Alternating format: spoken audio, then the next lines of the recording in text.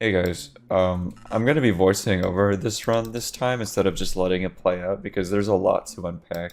The plan after World Record was to move on to something else like building or PvP, something to look back on, but I decided to just keep running. Definitely worth it though, gives me infinite stream content.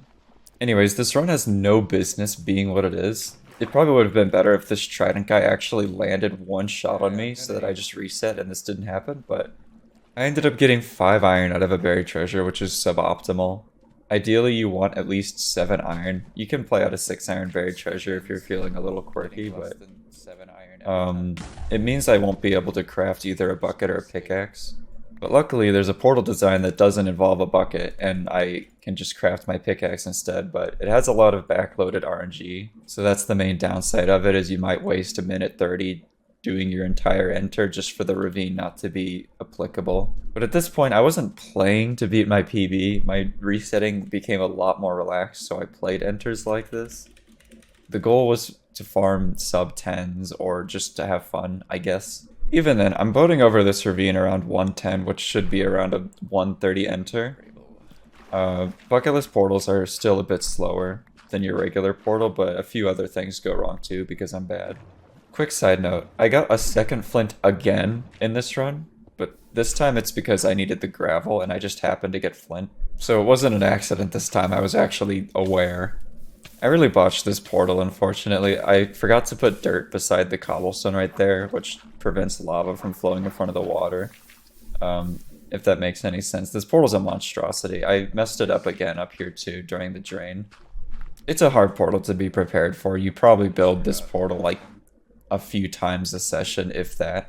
And I'm entering at 151, which is like just fine. But I end up spawning in a basalt wall, which is unironically the lowest quality spawn possible in the nether. But I played it out anyways, because my E counter spiked up almost instantly, which let me know that there is a bastion nearby. Just unfortunate I have to dig for another 30-40 seconds just to start my nether out, which essentially turns this nether enter from a 150 to like a 240 or a 230. In my mind, this run had already lost all hope, and it definitely should have. But the nether redeems itself when I finally rip some terrain, you'll see why. I'm just digging around for subtitles right now, trying to find any sort of opening. The only subtitle nearby was lava, so it's not a very smooth escape, but it worked out. And right as there's line of sight of the bastion, you can just see the bastion holding hands with the fortress. They're just right next to each other. The spawner's sticking out right next to it. It's a housing. Housing is like probably the best bastion in every situation. The catch with this bastion is that it's totally built in from the top down, so I have to start the route from the top by punching a piglin, bring them all down, and I'll loot the chests later. I'm supposed to die here, but I guess the script was wrong or something, so I actually survive.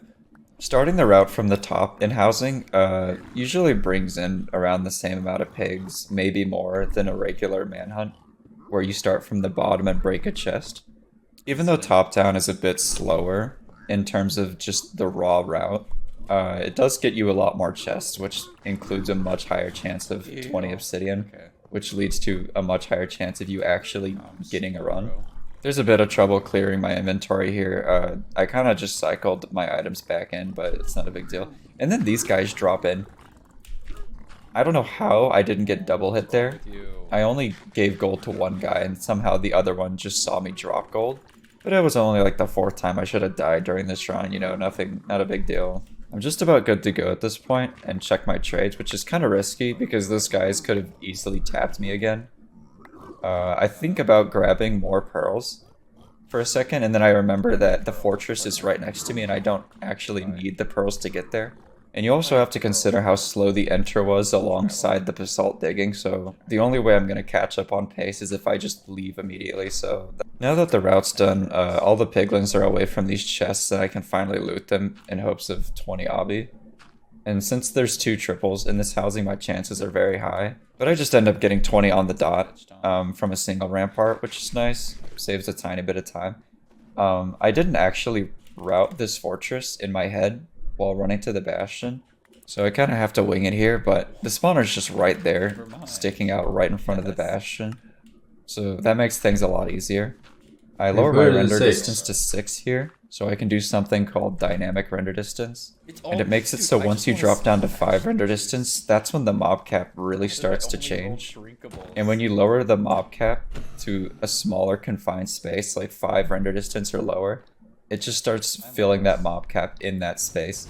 And you can see here, I just spawn in 5 or 6 blazes for free. Luckily, there were only 2 wither skeletons though. Wait, they're afraid of fire? Because your chances of spawning skeletons they're literally immune to fire. So you can get really unlucky. What? I got 5 for 5 on this fort split. They don't take any fucking damage from the blaze fire at all. And I'm out of the nether already at around 540. I left on 5 rods. 1 to save pace, and 2 because there were just no other blazes nearby, so if I committed to possibly not even getting a rod, it easily could have dragged this run out for another 30 seconds or just straight up killed it. The eye I threw here ended up breaking, so I'm down to 9 eyes. And what the fuck in my is head, he doing? That just means why is he not throwing a second eye? The chances of rolling a 3 eye in the end portal is around a 1 in 12. Why is he not throwing the second eye? How does he have a calculator already?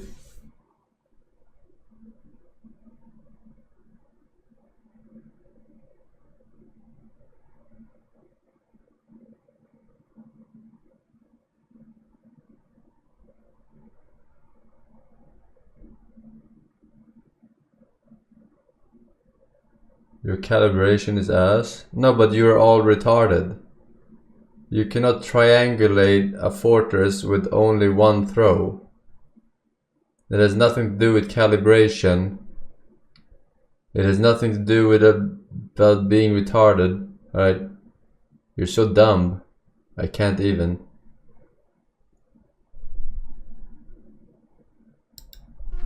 But I still play the run out for the sake of fun or practice, which helps calm any nerves I might have. It doesn't matter if you have pixel perfect, you know how a triangle works.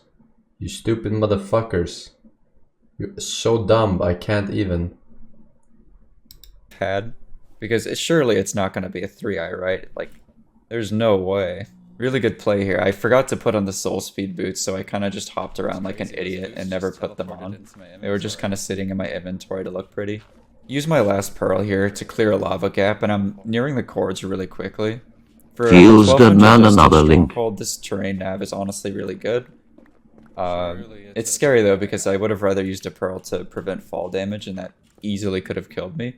But it's fine, because this run has some sort of plot armor that prevents anyone who plays it from dying. And I'm in the stronghold at 638, which is like a debatable sub 745 pace. So it could have beaten my PB, but it doesn't, because I end up going top left in this stronghold, because the spike I read on my preemptive, where I used the pie chart, showed me that I should go this direction. Really sucks I burned 20 seconds just going the wrong direction from a bad preemptive, because it puts me back an entire minute barrier. I was able to get some bread out of these altar chests. And now for the moment of truth. Will I get the 3-eye? The one thing that decides the run. No, I get the 4-eye, and then I throw an eye, so that I need the 4-eye, and I enter the end anyways. Like, I wasn't kidding when I said that this run has some sort of plot armor to it, because rolling a 4-eye is around a 1 in 50 chance, and that just casually happened in a moment of crisis. Anyways, I'm gonna let the run play out now, because it's a fast end fight, so thanks for watching, and subscribe. Yeah, I don't know what it is.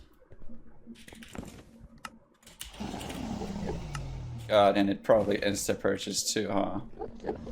Yeah. It probably just goes. Yeah, it just goes, dude. Come here, come here.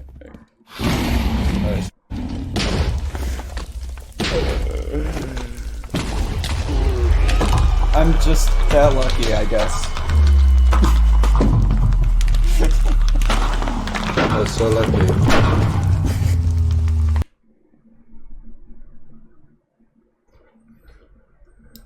Still don't understand why he threw 1 eye.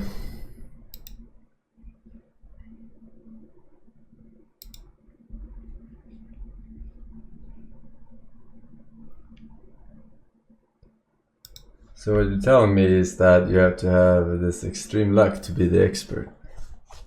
I get it, I get it, I get it. Hi everyone, Donut here. I'm going to stream here in a minute, but I wanted to share a very special news story that I came across today that I can't stop laughing at. The title of the story is Teen Pretends to be Anime Character, Chases Girl, and Gets Arrested. What anime were you trying to recreate where you chase after a little girl? You know what? I'm going to go ahead and take